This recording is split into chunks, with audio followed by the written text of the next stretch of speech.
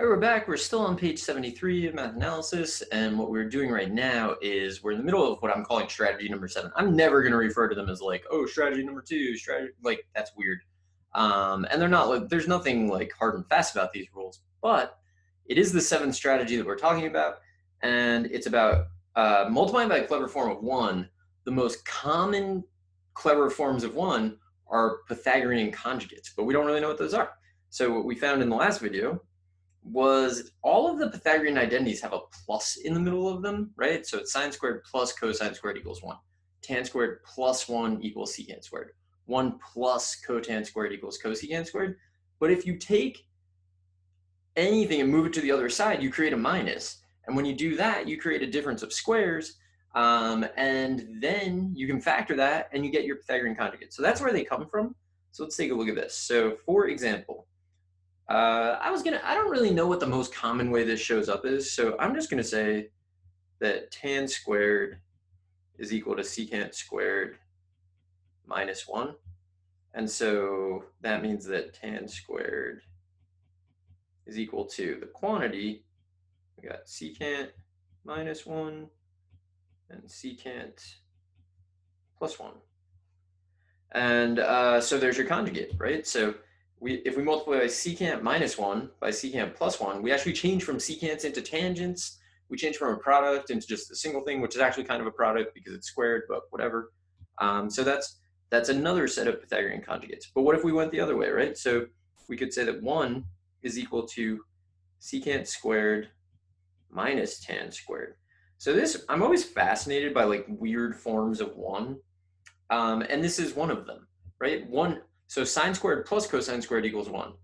Secant squared minus tan squared equals 1. It's another form of 1. Like you could use that. Anytime you see 1, you could replace it with secant squared minus tan squared. That's a weird thing to do, but I mean, you could do it. And once you have this, the difference of squares.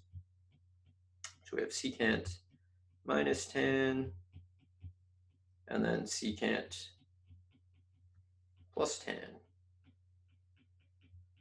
And there you go. So, whoa, this is another set of Pythagorean conjugates. There's a lot of them. So, do I have these memorized? So these over here, I 100% have all of these memorized, like for sure. The other ones, I'm aware of how you get them. And if I see something, like if I see secant minus 1, I'll think like, oh, that's Pythagorean conjugate. If I need to, I'll like write it down.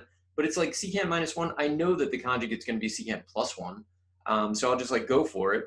And then you like multiply those and you're like, what does that equal? And you kind of just, I end up just writing down the Pythagorean conjugates and seeing how they relate to it. It's really just being aware that they exist. So let's get more aware of that. So cotan squared is going to be cosecant squared minus 1. And so cotan squared is going to be the quantity cosecant minus 1, cosecant plus 1. So there we go. And I lost my color. There we go. So this is another one. I almost never ever use this one. And then there's another one that I basically never use, but it's another weird form of 1. So here we go. And that means that 1, so difference of squares again. It's all difference of squares. It's like surprising amount of, well, I don't know if it's surprising. A lot of math is based on just a difference of squares that you never saw coming. You probably saw it coming though.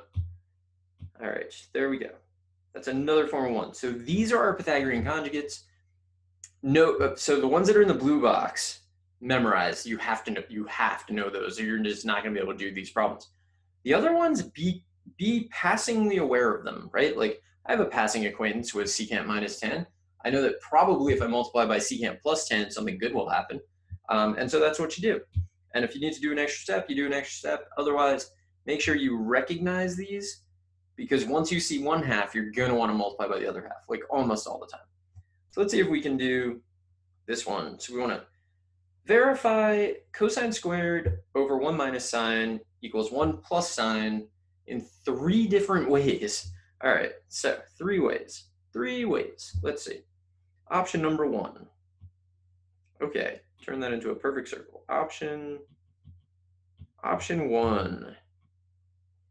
So I'm going to work on the left-hand side because it's more complicated.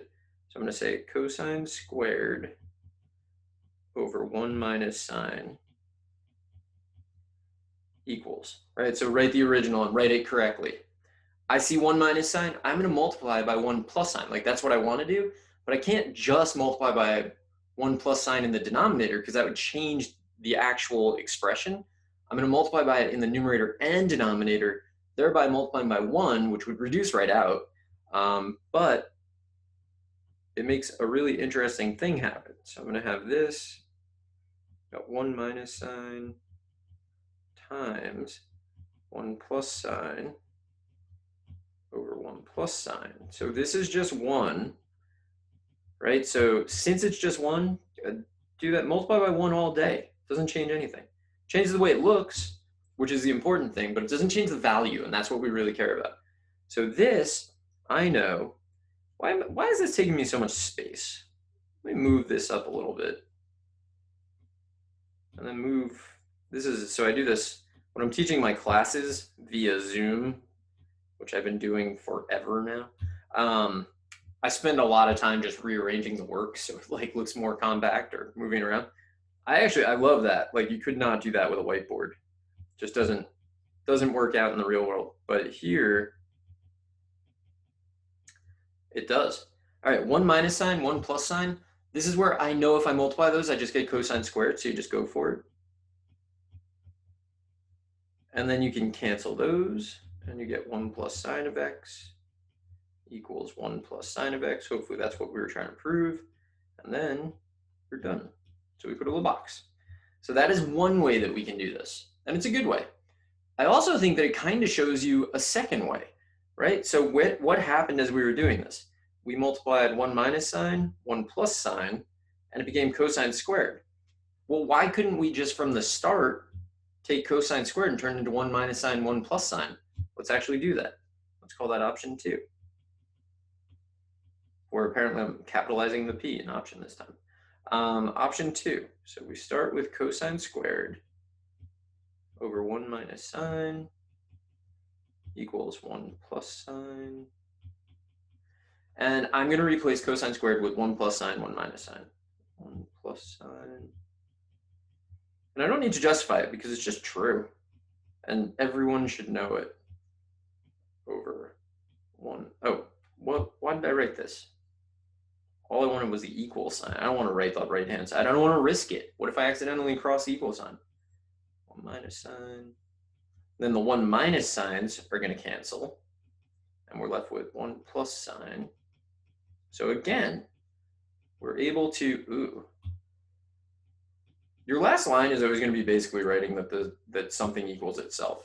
And that's just the way these work. So that's another option. A third option. Well, I think we did everything we can do on the left-hand side. So for this next option, I'm going to work on the right-hand side. And this is going to be weird.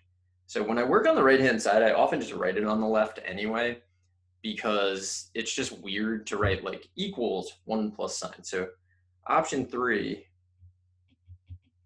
I'm going to work on the right-hand side. So RHS is sometimes an abbreviation for right-hand side.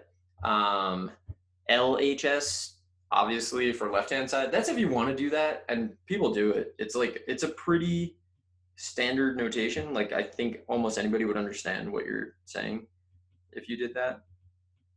I don't know though. I just think that. So I'm gonna multiply. I need to get a 1 minus sign in the denominator, right? Because in the on the left-hand side, there's a 1 minus sign in the denominator. So how do I do that? I'm gonna multiply the top and the bottom by 1 minus sign, which is a weird form of 1, but you're allowed to multiply by 1.